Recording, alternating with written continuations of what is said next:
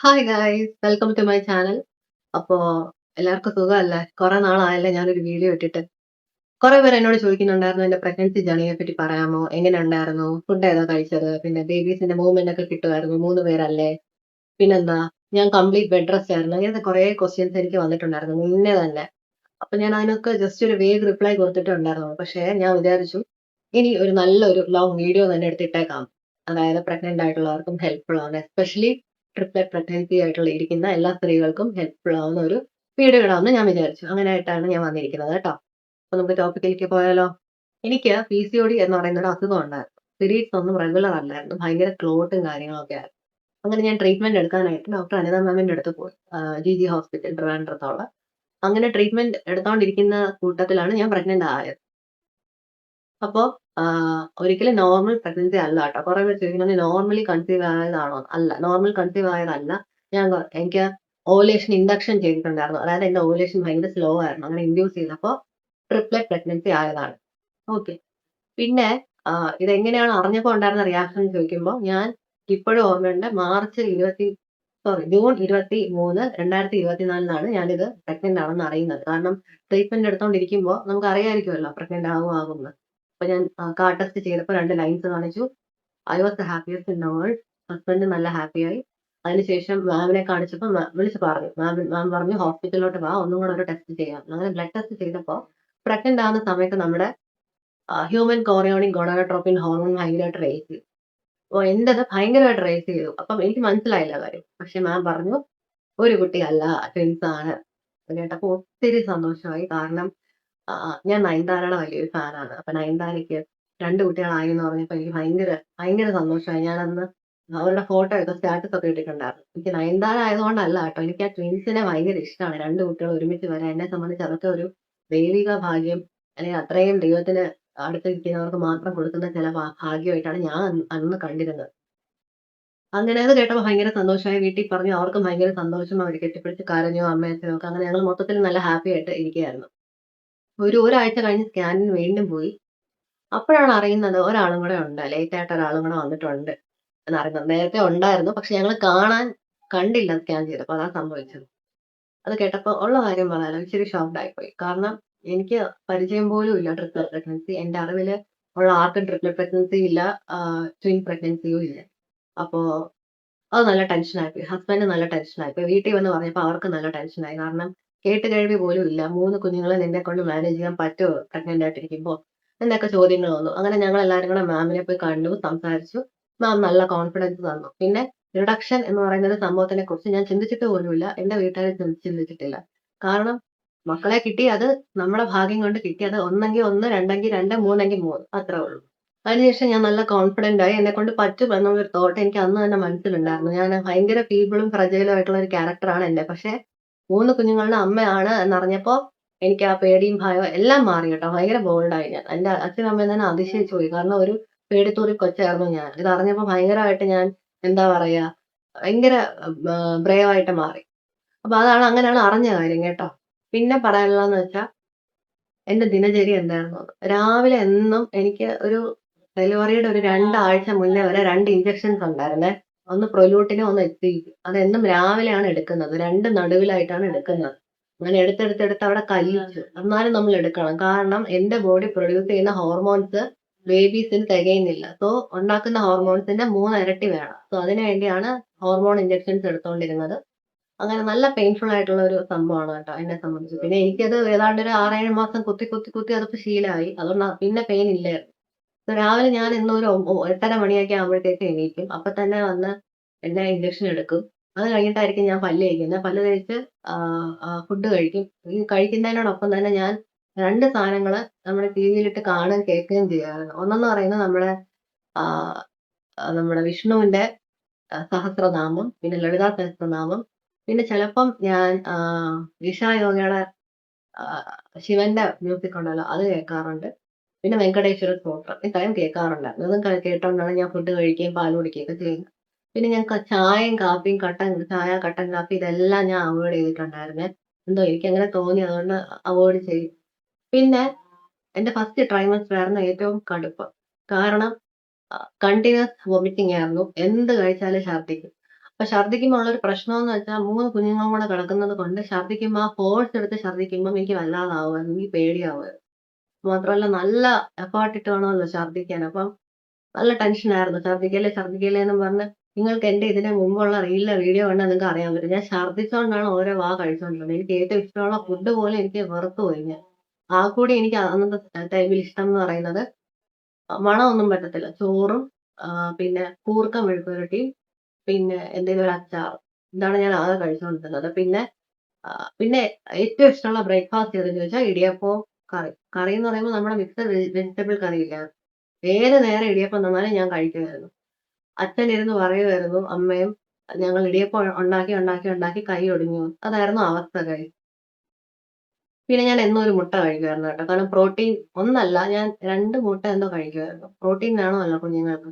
അതായത് നമ്മൾ delivery date അടുത്ത് വരുമ്പോൾ കുട്ടികൾക്ക് ഇത്രയും സൈസ് വേണം. അല്ലെങ്കിൽ പ്രശ്നമാണ്. NICUവിൽ കുറെ നാൾ വെക്കേണ്ടി വരും. സോ അതെന്റെ ഒരു വാശിയായിരുന്നു. കാരണം നോർമൽ കുഞ്ഞുങ്ങളെ പോലെ തന്നെ ഇവര് വരണം. NICUവിൽ ഒരു ആഴ്ച എങ്ങാനും വെച്ചാലും വേണ്ടൂല. പക്ഷെ ജനിക്കുമ്പം ആ ഫീച്ചേഴ്സും ആ സ്ട്രെങ്ത്തും ഒക്കെ ഉണ്ടായിരിക്കണം എന്ന് എനിക്ക് ഭയങ്കര വാശിയായിരുന്നു. അങ്ങനെയായിരുന്നു കാര്യങ്ങള്. പിന്നെ രാത്രിത്തെ കാര്യമെന്ന് പറയുമ്പോ ഞാൻ പകൽ സമയം മുഴുവൻ ഞാൻ കിടപ്പാണ് കേട്ടോ. കാരണം എനിക്ക് എണീറ്റ് ഇരിക്കാൻ പോലും പറ്റുന്നില്ല. അത്രയ്ക്ക് ക്ഷീണമായിരുന്നു. ഇത് ഞാൻ ഫസ്റ്റ് ആൻഡ് സെക്കൻഡ് മന്തിലെ കാര്യമാണേ പറയുന്നത്. പിന്നെ ഞാൻ എന്തെങ്കിലുമൊക്കെ ടിവിയില് സിനിമ ഇട്ട് കാണും. പിന്നെ കോമഡി ഷോസ് കാണും. ഓ മൈ ഗോഡ് കൗമുദി ടിവിയിൽ അതൊക്കെ ഇട്ട് കാണും. കുറെ ചിരിക്കുമായിരുന്നു. പിന്നെ പാട്ട് നല്ലോണം കേൾക്കുമായിരുന്നു. പിന്നെ എന്താ രാവിലെ കുളിച്ചിട്ടാണെന്നുണ്ടെങ്കിൽ വൈകിട്ട് കുളിക്കും. കുളിച്ചിട്ട് വിളക്ക് കത്തിക്കും അമ്മ. എന്നിട്ട് പ്രാർത്ഥിച്ചിട്ട് ഫുഡൊക്കെ കഴിച്ചിട്ട് വീണ്ടും ഏതെങ്കിലും സിനിമയൊക്കെ കണ്ടിട്ട് ഞാൻ നേരത്തെ ഉറങ്ങും കേട്ടോ. ഒരു 10 മണിയൊക്കെ ആകുമ്പോഴത്തേക്ക് ഫോണൊക്കെ മാറ്റി വെച്ചിട്ട് കിടന്ന് ഉറങ്ങുമായിരുന്നു. അതായിരുന്നു എന്റെ ദിനചര്യ in 1 and 2 months. Third month ആയപ്പോഴത്തേക്ക് എന്നോട് ഓൾറെഡി നേരത്തെ പറഞ്ഞിട്ടുണ്ടായിരുന്നു, തേർഡ് മന്തിൽ സർക്കുലേജ് എന്ന് പറയുന്ന ഒരു പ്രൊസീജിയർ ചെയ്യും. അതായത് നമ്മുടെ യൂട്രസിന്ന് സെർവിക്സിലോട്ട് പോകുന്ന ഒരു ഓപ്പണിംഗ് സ്റ്റിച്ച് ചെയ്യും. കാരണം ബേബീസിന്റെ വെയിറ്റ് കൂടുന്നതനുസരിച്ച് യൂട്രസ് പ്രൊലാപ്സ് ചെയ്യും. അത് വരാതിരിക്കാൻ വേണ്ടിയിട്ടാണ്. പിന്നെ ബേബീസിന്റെ സേഫ്റ്റിയും കൂടെ വേണ്ടിയിട്ടാണ് സർവൈക്കൽ സർക്കുലേജ് എന്ന് പറയുന്ന പ്രൊസീജിയർ ചെയ്യുന്നത്. സോ എന്റെ ലൈഫില് ആദ്യമായിട്ടാണ് ഞാനൊരു ഓപ്പറേഷൻ തിയേറ്ററിൽ കയറുന്നത്. അന്നാണ്. എനിക്ക് അനസ്തേഷ്യ സംഭവമൊക്കെ എനിക്ക് അറിയാം, ഞാൻ കേട്ടിട്ടുണ്ട്. പക്ഷെ എനിക്ക് ഇങ്ങനെ ഒരു പേടിയില്ല. ഞാൻ അന്നത്തെ ദിവസം ഒന്നും കഴിച്ചിട്ടില്ല. എന്നോട് രാവിലെ അഡ്മിറ്റ് ആവാൻ പറഞ്ഞു. ഞാനാണെങ്കിൽ ഇങ്ങനെ വിറയ്ക്കാ കിടന്ന്. അങ്ങനെ എന്നെ നേരെ ഓപ്പറേഷൻ തിയേറ്ററിൽ കൊണ്ടുപോയി. ആ ഡ്രസ്സൊക്കെ ഇട്ടോണ്ടാണ് ഞാൻ പോയത്. അപ്പൊ ഞാൻ ഹസ്ബൻഡിന്റെ അടുത്തും അമ്മ അച്ഛന്റെ അടുത്ത് യാത്ര പറയുന്നുണ്ടെന്ന് തോന്നുന്നു എന്നെ എന്താ കൊല്ലാൻ കൊണ്ടുപോകാന്നാണ്. അവിടെ ചെന്നു എനിക്ക് സ്പൈനൽ തന്നു. സ്പൈനൽ തന്നപ്പോ എനിക്കങ്ങനെ വേദന എടുത്തില്ല. പക്ഷെ നമ്മൾ ഈ തല ഉണ്ടല്ലോ, ഈ കാൽമുട്ടിൽ മുട്ടിച്ചിട്ട് സൈഡിലോട്ടാ കിടക്കുന്നത്.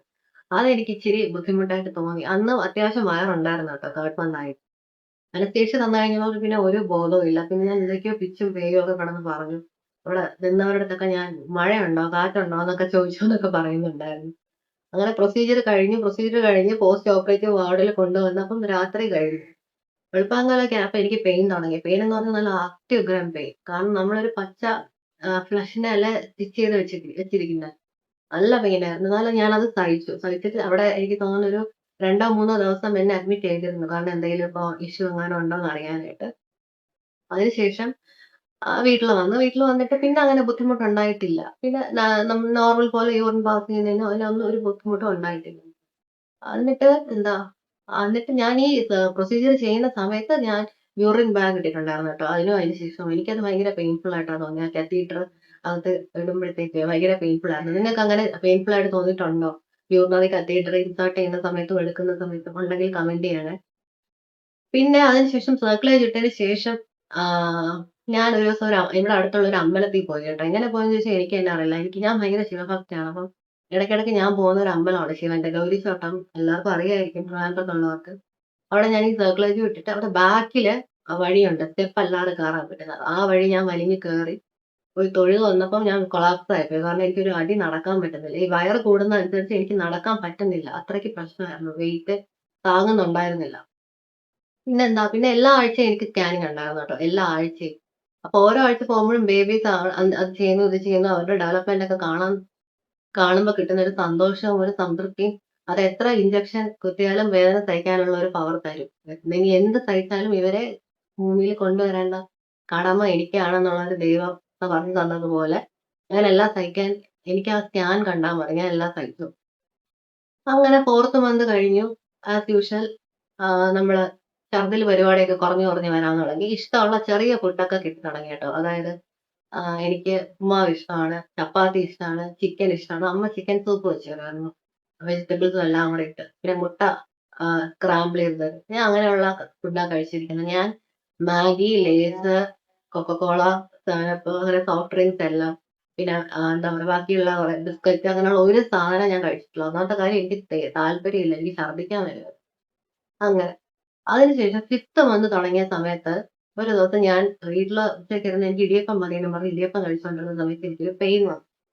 ആ പെയിൻ എന്ന് പറയുന്നത് ഞാൻ കരുതി ലേബർ പെയിൻ ആണ്. കാരണം അത്രയും വലിയൊരു വേദനയായിരുന്നു. ഞാൻ എങ്ങനെ അത് സഹിച്ച് ഹോസ്പിറ്റലിൽ എത്തിയെന്ന് ചോദിച്ചാൽ എനിക്കറിയില്ല. ഞാൻ ഹോസ്പിറ്റലിൽ എത്തുമ്പോ ഞാൻ കാറിന്ന് ഇറങ്ങി ഞാൻ ലിറ്ററലി ഞാനിത് ആക്കി പറയുന്നതോ അല്ലെങ്കിൽ ഉണ്ടാക്കി പറയുന്നതോ അവിടെ ഉള്ളവർക്ക് തന്നെ അറിയാം ഞാൻ ഓടി. ഓടി ഒരു സ്ട്രെച്ചറിൽ ഞാൻ തന്നെ കേറി കിടന്നു. എന്നിട്ട് ഈ വയറും വെച്ച് ഓടിയത് എന്തിനാന്ന് ചോദിച്ചാൽ എനിക്ക് ഒരു മനസ്സിലൊരു ഫീലിംഗ് വന്നാ എനിക്ക് ലേബർ പെയിൻ ആണ്. എനിക്ക് അത് ഞാനങ്ങ് ഔട്ടായിപ്പോയി. നേരെ എന്റെ എന്താ പറയാ ലേബർ ഡിപ്പാർട്ട്മെന്റിൽ കൊണ്ടുപോയി അങ്ങനെ സ്കാനൊക്കെ ചെയ്തപ്പോ ബേബീസ് ഓക്കെയാണ്. പക്ഷെ എന്തോ അവിടെയുള്ള ഒരു ലിഗമെന്റോ അല്ലെങ്കില് ബോണോ എന്തോ മൂവ് ചെയ്തതിന്റെ ഒരു സംഭവമായിരുന്നു അത്. ആണെന്നാ എനിക്ക് തോന്നണം കേട്ടോ. പക്ഷെ ആ പെയിൻ വാസ് അൺബെയറബിൾ. അങ്ങനെ എനിക്ക് കുറച്ച് പെയിൻ കില്ലേഴ്സ് ട്രെമഡോള് അതൊക്കെ തന്നു. പിറ്റേ ദിവസമൊക്കെ ആയപ്പോഴത്തേക്ക് കുറഞ്ഞു വന്നു. പിന്നെ ഒരാഴ്ച ഞാൻ ഹോസ്പിറ്റലിൽ അഡ്മിറ്റഡ് ആയിരുന്നു. എനിക്കിപ്പോഴും ഓർമ്മയുണ്ട് 2024 ഓണം. അതായത് ഉത്രാടത്തിനാണ് എന്നെ ഡിസ്ചാർജ് ചെയ്തത്. അതുവരെ ഞാൻ ഹോസ്പിറ്റലിലായിരുന്നു. അപ്പൊ ഹോസ്പിറ്റൽ ജീവിതം സത്യം പറഞ്ഞാൽ ഞാൻ മടുത്തുപോയി. കാരണം ഒന്നുമില്ല വെറുതെ ഇങ്ങനെ കിടക്കുക. പിന്നെ ഏറ്റവും എനിക്ക് വിഷമം വരുന്നതെന്ന് വെച്ചാൽ ഞാൻ ഈ വയറും വെച്ച് ഉറങ്ങുന്നത് ഒരു 12, 1 മണി വരെയൊക്കെയാവും. ഉറക്കമില്ല. അപ്പൊ കറക്റ്റ് ഒരു 4:30, 5 മണിയാകുമ്പോഴത്തേക്ക് നഴ്സ് വരും. ഇഞ്ചക്ഷൻ തരാനും പിന്നെ ടെമ്പറേച്ചർ നോക്കാനും പിന്നെ അടുത്ത ഡ്രിപ്പുമായിട്ട് വരും. അപ്പൊ അത് അവരുടെ ജോലിയാണ്. എന്നാലും എനിക്കത് ഭയങ്കര ബുദ്ധിമുട്ടായിട്ട് തോന്നി. കാരണം ആഹ് എന്താ പറയാ ഇത്രയും വയറും വേദനയും എല്ലാം കൂടെ ആയപ്പോഴത്തേക്ക് ഞാനങ്ങ് ഇല്ലാണ്ടായി പോകുന്ന അവസ്ഥയായിപ്പോയി. അങ്ങനെ. പിന്നെ ഉത്രാടത്തിന് രാത്രി ഡിസ്ചാർജ് ചെയ്തു. നേരെ വീട്ടിൽ പോയി. ഭയങ്കര കോൺഫിഡൻസ് ആയിരുന്നു. എന്നുവെച്ചാ വയ്യ, തീരെ വയ്യ. എന്നാലും ഞാൻ ഓണം ആഘോഷിക്കും. എനിക്ക് ഡ്രസ്സൊക്കെ അമ്മ വാങ്ങിച്ചു വെച്ചിട്ടുണ്ടായിരുന്നു. ആഘോഷിക്കുമെന്നൊക്കെ പറഞ്ഞ് ഞാൻ ഓണം ആയപ്പോഴത്തേക്ക് ആ ഡ്രസ്സൊക്കെ എടുത്തിട്ട് കുറെ ഫോട്ടോസ് ഒക്കെ എടുത്ത് പിന്നെ എനിക്ക് നല്ല സദ്യ നമ്മുടെ മദേഴ്സ് വെറ്റ് പ്ലാസേന്ന് വാങ്ങിച്ചുകൊണ്ട് വന്നു. എല്ലാ കറികളും കൂട്ടി. എനിക്ക് അന്ന് പ്രശ്നം ഉണ്ടായിരുന്നില്ല കേട്ടോ. ഒരു 5-ആം മാസം കഴിഞ്ഞ് 6-ആം മാസമൊക്കെ ആകുന്ന സമയത്ത് കറികളൊക്കെ കൂട്ടി നന്നായിട്ട് കഴിച്ചു. നല്ല ഹാപ്പിയായി. One of the most happiest ഓണമായിരുന്നു എന്റെ ആ സമയത്ത്. പിന്നെ പിന്നെന്താ ഞാൻ മദർഹുഡ് എൻജോയ് ചെയ്യാൻ തുടങ്ങി ആ സമയം മുതൽ 5-ആം മാസം മുതൽ. കാരണം ആഹ് അവര് ചെറിയ ചെറിയ ചെറിയ മൂവ്മെന്റ്സ് ഒക്കെ കാണിച്ചു തുടങ്ങി കേട്ടോ. കൈയൊക്കെ വെക്കുമ്പോ അതിങ്ങനെ ബൾജ് ചെയ്തിരിക്കും വയറില്. പിന്നെ ഒരു ദിവസം എനിക്ക് ഇപ്പോഴും ഓർമ്മയുണ്ട് സ്കാൻ ചെയ്യാൻ പോയപ്പം മാം എനിക്കിങ്ങനെ കാണിച്ചു തരും. കുട്ടികൾ ദാ കിടക്കുന്നുണ്ട്. മാം ആണ് കേട്ടോ കൺമണീസ് എന്ന് പേരിട്ടത്. ഞാനല്ല. മാം ഈ പ്രഗ്നന്റ് ആയപ്പോഴേ മാം വിളിക്കുന്നത് കൺമണി, കൺമണി, കൺമണി എന്നാണ്. അപ്പൊ അതിൽ ഒരു കൺമണി ഇങ്ങനെ സല്യൂട്ട് കാണിച്ചത് എനിക്ക് ഇപ്പോഴും ഓർമ്മയുണ്ട്. അത് ഏത് കൺമണിയാണെന്ന് എനിക്ക് എത്ര ആലോചിച്ചിട്ടും മനസ്സിലാവുന്നില്ല. ഇവരാരും അങ്ങനെ സല്യൂട്ട് ഇപ്പൊ കാണിക്കുന്നില്ല കേട്ടോ. ചുമ്മാ പറഞ്ഞതാ. എന്നിട്ട് ഓണമൊക്കെ അടിച്ച് പൊളിച്ചു. ഓണം അടിച്ച് പൊളിച്ചതിന് ശേഷമായിരുന്നു നമ്മുടെ 5-ആം മാസത്തെ ചടങ്ങ്. ഞാൻ എന്റെ വീട്ടിൽ തന്നെ ആയതുകൊണ്ട് എനിക്ക് ട്രാവൽ ചെയ്യാൻ പറ്റുന്നില്ല. സോ ഹസ്ബൻഡ് അമ്മയും അച്ഛനും വന്നു പലഹാരങ്ങളുമായിട്ട്. അത് നേരെ തിരിച്ചാണ് കേട്ടോ ഞങ്ങളിവിടെ നടത്തിയത്. അങ്ങനെ പലഹാരമൊക്കെ കൊണ്ടുവന്നു. ഇന്ന് സദ്യയൊക്കെ ഉണ്ടാക്കി. റിലേറ്റീവ്സിനെയൊക്കെ വിളിച്ചു. അതൊരു നല്ല ദിവസമായിരുന്നു. എല്ലാരും വന്ന് എന്റെ വയറൊക്കെ കണ്ടു. അങ്ങനെ അത് പോയി. പിന്നെ 6-ആം മാസം 7-ആം മാസം ഒക്കെ ആയപ്പോഴത്തേക്ക് നമ്മള് 3rd ട്രൈമസ്റ്ററിലോട്ട് കടക്കുവാണ്. ഞാൻ കുറെ കൂടെ ആക്റ്റീവ് ആവാൻ തുടങ്ങി. നല്ല രീതിയിൽ ആക്റ്റീവ് ആവാൻ തുടങ്ങി. ഞാനങ്ങനെ എപ്പഴും കിടപ്പൊന്നുമില്ല. ഞാൻ സോഫയിൽ വന്നാലും ഇരുന്ന് സിനിമ കാണും. പിന്നെ പാട്ട് കേൾക്കും. പിന്നെ പിന്നെ അങ്ങോട്ട് എനിക്ക് ടാസ്ക് ആയിട്ട് തോന്നിയ ഒരു കാര്യം എന്ന് പറയുന്നതാണ് കുളിക്കുന്നതും യൂറിൻ പാസ് ചെയ്യും. കുളിക്കുമ്പോ എനിക്ക് ഇവിടം മുതൽ എനിക്ക് വയറാ. അപ്പം കുളിക്കാൻ ഭയങ്കര ബുദ്ധിമുട്ടായിരുന്നു. ഒരാളുടെ സഹായം ഇല്ലാതെ കുളിക്കാൻ പറ്റത്തില്ല. അങ്ങനെ അമ്മയാണ് എന്നെ കുളിപ്പിച്ച് തന്നോണ്ടിരുന്നത്. പക്ഷെ ഞാൻ ഒന്നിരാടം മുടി കഴുകുമായിരുന്നു. രാസനാദിയൊക്കെ പുരട്ടുമായിരുന്നു. കാരണം എന്തെങ്കിലും അസുഖം വന്നാൽ തീർന്നില്ല. ഇതിനിടയ്ക്ക് തന്നെ ഞാൻ ഒരു പ്രാവശ്യം ചുമയായി, പനിയായി, അഡ്മിറ്റായി. കാരണം ഞാൻ വീട്ടിൽ ഇരുന്നാലും എനിക്ക് ആഹ് ഇമ്മ്യൂണിറ്റി കുറവായതുകൊണ്ട് തന്നെ അസുഖങ്ങൾ വന്നുകൊണ്ടിരുന്നു. അങ്ങനെ ബാർ ഗ്ലോബ് എന്ന് പറയുന്ന ഒരു ഇഞ്ചക്ഷൻ എടുക്കുന്നുണ്ടായിരുന്നു കേട്ടോ ഇടയ്ക്കിടയ്ക്ക്. കാരണം ഇമ്മ്യൂണിറ്റി ബൂസ്റ്റ് ചെയ്യാൻ വേണ്ടി. എന്നാലും എനിക്ക് ഇടയ്ക്ക് അസുഖങ്ങൾ വരുമായിരുന്നു. പിന്നെ ഞാൻ വിട്ടുപോയതാണ് ടി ഞാൻ ടെറ്റനസിന്റെ ഇഞ്ചക്ഷൻ ഞാൻ എടുക്കുന്നുണ്ടായിരുന്നു കേട്ടോ. അപ്പൊ അങ്ങനെ. അതിനുശേഷം ഒരു 6th മന്ത് 7th മന്ത് ഒക്കെ ആയപ്പോഴത്തേക്ക് ഞാൻ പറഞ്ഞ പോലെ തന്നെ ഞാൻ ഭയങ്കര ആക്റ്റീവായി. ചെറിയ ജോലികളൊക്കെ ചെയ്യാൻ പോവും. അപ്പൊ അമ്മ നല്ല വഴക്ക് തരും. കിടന്നു. പിന്നെ കുറെ സിനിമകൾ കാണാൻ പറ്റി കേട്ടോ എനിക്ക്. പിന്നെ പറഞ്ഞ പോലെ വോമിറ്റിങ്ങും കാര്യങ്ങളും ഒന്നും തന്നെ ഉണ്ടായിരുന്നില്ല. കാരണം അതൊക്കെ ഫസ്റ്റ് ട്രൈമസ്റ്ററോടുകൂടി മാറി. പിന്നെ അതിനുശേഷം ഒരു 7-ാം മാസം ആയപ്പോഴത്തേക്ക് 7-ാം മാസത്തെ ചടങ്ങ്. അത് നമ്മൾ നല്ല ഗ്രാൻഡ് ആയിട്ട് നമ്മുടെ റിലേറ്റീവ്സിനെയൊക്കെ വിളിച്ച് ഞാനൊരു പിങ്ക് ബ്ലൗസും ഒരു പിങ്ക് ആൻഡ് ബ്ലൂ വരുന്ന ഒരു പട്ട് സാരിയൊക്കെയാ ഉടുത്തിരുന്നത്. അപ്പൊ കുറെ ആൾക്കാർ ചോദിച്ചു ആൺകുട്ടിയാണല്ലേ? അല്ല, ആൺകുട്ടികൾ ആയിട്ടൊന്നും അല്ല കേട്ടോ. അങ്ങനെയൊക്കെ ഇട്ടത്. അത് എന്റെ എനിക്ക് ചേരുന്ന ഡ്രസ്സ് ഏതാണെന്ന് തോന്നി ഞാൻ ഇട്ടു. അത്രേ ഉള്ളൂ. അതിന് കുറെ പേര് പറഞ്ഞു ആൺകുട്ടിയാണെന്ന് നേരത്തെ അറിയാമായിരുന്നല്ലോ. നേരത്തെ ഒന്നും തന്നെ അറിഞ്ഞൂടായിരുന്നു. ആണാണോ പെണ്ണാണോ ഒന്നും എനിക്ക് അറിയത്തില്ലായിരുന്നു. അങ്ങനെ. അതിനുശേഷം ആ പരിപാടിയൊക്കെ കഴിഞ്ഞു. അപ്പൊ ക്രിസ്മസ് ആവാറായി കേട്ടോ, ഡിസംബറില്. അതാണ് എനിക്ക് തോന്നുന്നു അവസാനമായിട്ട് ഞാൻ പ്രസവിക്കുന്നതിന് മുമ്പ് പോയ ഒരു സ്ഥലം. ക്രിസ്മസ് ആയപ്പം ഞാൻ ഇൻസ്റ്റാഗ്രാമിൽ നോക്കുമ്പോ റീലുകളിൽ മൊത്തം നമ്മുടെ ട്രിവാൻഡ്രംകാര് ക്രിസ്മസ് അടിച്ചു പൊളിക്കുന്നു. പിന്നെ ബീച്ചിന്റെ അവിടെ ഇവിടെയൊക്കെ നല്ല ഡെക്കറേഷൻസും കാര്യങ്ങളും, ക്രിസ്മസ് പാപ്പ, സ്റ്റാറുകള്, അതൊക്കെ ഞങ്ങൾ എല്ലാ വർഷവും കാണാൻ പോകുന്നതാണ് കേട്ടോ. അപ്പൊ എനിക്ക് കാണാൻ പോയേ പറ്റൂ. അപ്പൊ എന്ത് ചെയ്യും? എനിക്ക് വാശി വരാൻ തുടങ്ങി. എനിക്ക് ഭയങ്കര വിഷമം. എനിക്ക് പോകാൻ പറ്റുന്നില്ലല്ലോ എന്നോർത്ത്. അങ്ങനെ എന്റെ ഹസ്ബൻഡ് എന്നെ കാറില് വളരെ സുരക്ഷിതമായിട്ട് ബീച്ചിന്റെ അവിടെ കൊണ്ടുപോയി ഫുഡൊക്കെ മേടിച്ച് തന്നിട്ട് തിരിച്ചു കൊണ്ടുവന്നു. ഞാൻ അങ്ങനെ ചെറുതായിട്ടൊന്ന് നടന്നതേ ഉള്ളൂ. എനിക്ക് നടക്കാൻ വയ്യ. കാരണം എന്റെ ബോഡി അനുവദിക്കുന്നില്ല നടക്കാൻ. അങ്ങനെ പോയി വന്നതാണ് എനിക്ക് ഓർമ്മയുള്ള ഒരു കാര്യം. അതിനുശേഷം ഞാനൊരു അഡ്മിറ്റ് ആയി.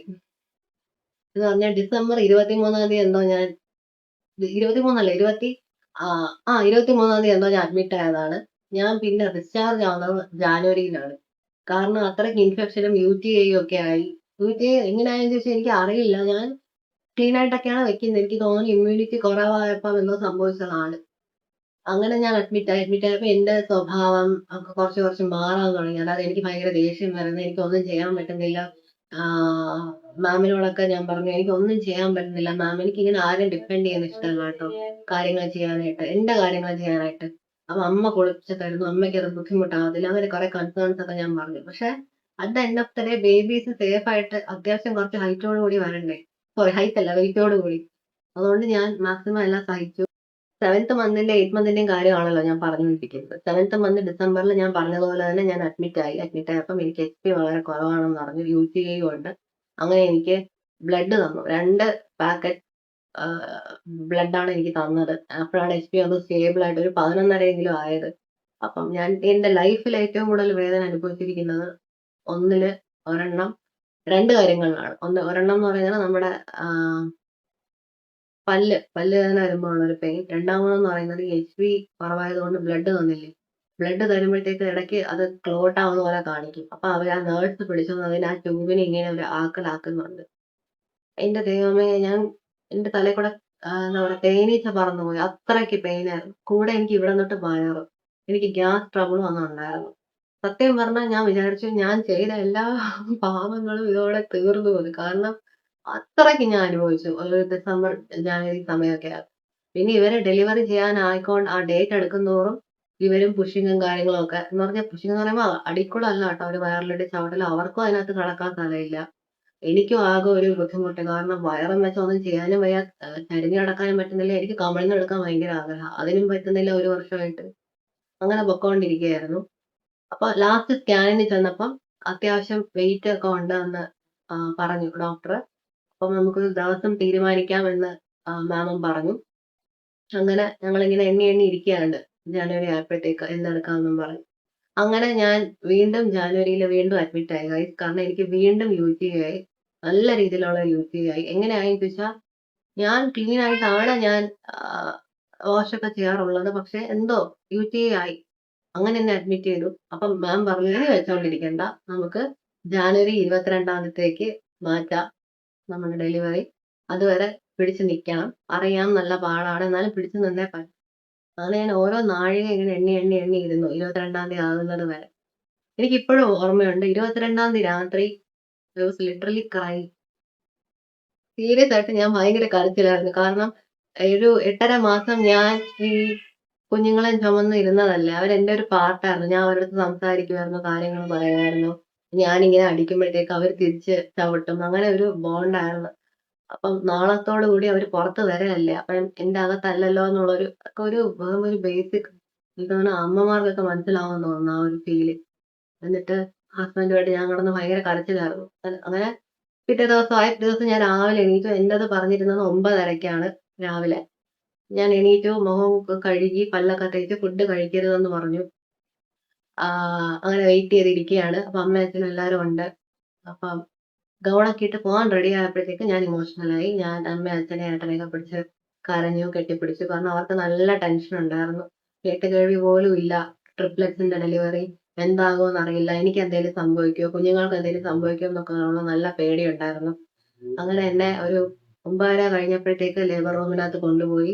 പക്ഷെ എനിക്ക് അങ്ങനെ ടെൻഷനും കാര്യങ്ങളൊന്നും ഉണ്ടായിരുന്നില്ല കേട്ടോ. എനിക്ക് തോന്നുന്നു അത്രയും നാള് ഞാൻ കിടന്ന് വേദനകൾ അനുഭവിച്ചത് കൊണ്ട് ദൈവം എനിക്കൊരു ഒരു പവർ തന്നെന്ന് തോന്നുന്നു. ഇനി എന്തും വരട്ടെ എന്നുള്ള രീതിയില്.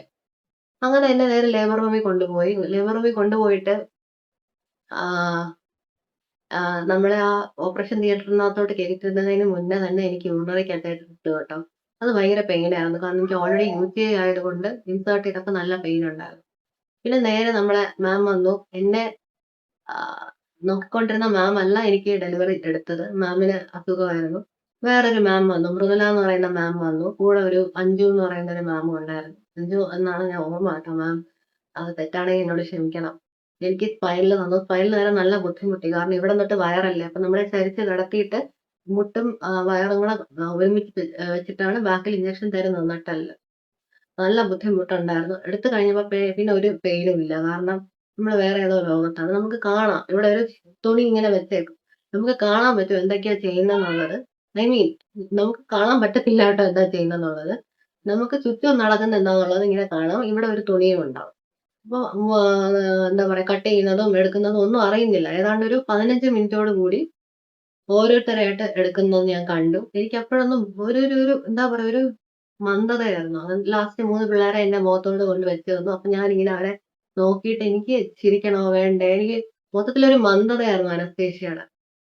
എന്നിട്ട് നേരെ എന്നെ പിള്ളേരെയൊക്കെ പുറത്ത് നിന്ന് അച്ഛനും അമ്മയ്ക്കും ഹസ്ബൻഡും ഒക്കെ കാണിച്ചു കൊടുത്തു. നേരെ NICU കൊണ്ടുപോയി. കാരണം ഓരോ പിള്ളേരുടെ വെയിറ്റ് ഞാൻ പറയാം. ആദ്യം എടുത്ത ആളുടെ വെയിറ്റ് 2 കിലോ. രണ്ടാമത് എടുത്ത ആളുടെ വെയിറ്റ് ആദ്യം എടുത്ത ആളിന്റെ വെയിറ്റ് 1.4 കിലോ. രണ്ടാമത് എടുത്ത ആളിന്റെ പേര് 2 കിലോ. വെയിറ്റ് മൊത്തം കൺഫ്യൂഷൻ. വെയിറ്റും കാര്യങ്ങളും ഞാൻ പറഞ്ഞല്ലോ. ഓൾറെഡി കുറവായത് കൊണ്ടാണ് NICUവിൽ വെച്ചത്. ആദ്യം എടുത്ത ആളിന്റെ വെയിറ്റ് എന്ന് പറയുന്നത് വെറും 1.4 കിലോഗ്രാമേ ഉണ്ടായിരുന്നുള്ളൂ. തന്മയി. രണ്ടാമത് എടുത്ത ആളിന്റെ വെയിറ്റ് എന്ന് പറയുന്നത് 2 കിലോ തേജസ്വിനി. മൂന്നാമത് എടുത്ത ആളിന്റെ വെയിറ്റ് എന്ന് പറയുന്നത് 1.8 കിലോ താരിണി. അപ്പൊ തന്മയായിരുന്നു ഓവറോളിൽ കുറച്ച് വെയിറ്റ് കുറവ്. അപ്പം അതെപ്പോഴും അങ്ങനെ ആയിരിക്കും എന്നാണ് ഡോക്ടർ പറഞ്ഞത്. ട്രിപ്ലെറ്റ്സും ട്വിൻസിലും ഒക്കെ ഒരാളുടെ വെയിറ്റ് എപ്പോഴും കുറവായിരിക്കും. അങ്ങനെ നേരെ അവരെ NICU കൊണ്ടുപോയി. എന്നെ പോസ്റ്റ് ഓപ്പറേറ്റീവ് വാർഡിലോട്ട് മാറ്റി. ഞാൻ അവിടെ ഇങ്ങനെ കിടക്കാണ്. എനിക്ക് പെയിൻ ഒന്നും അറിയുന്നില്ല. ഞാൻ ഭയങ്കര ഒരു റിലാക്സ് മോഡിൽ കിടക്കുകയാണ്. അപ്പൊ എന്നെ എല്ലാവരും വന്ന് കണ്ടു.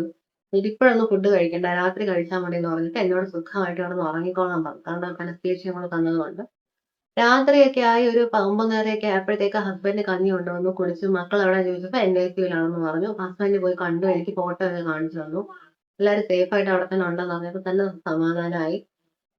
അത് കഴിഞ്ഞിട്ട് എല്ലാരും വീട്ടിൽ പറഞ്ഞു വിട്ടു. എന്റെ വീട് ജിതി ഹോസ്പിറ്റലിന്റെ തൊട്ടടുത്താണ്. അപ്പം ഞാനും നഴ്സുമാരും മാത്രമേ ഉള്ളൂ കേട്ടോ പോസ്റ്റ് ഓപ്പറേറ്റീവ്.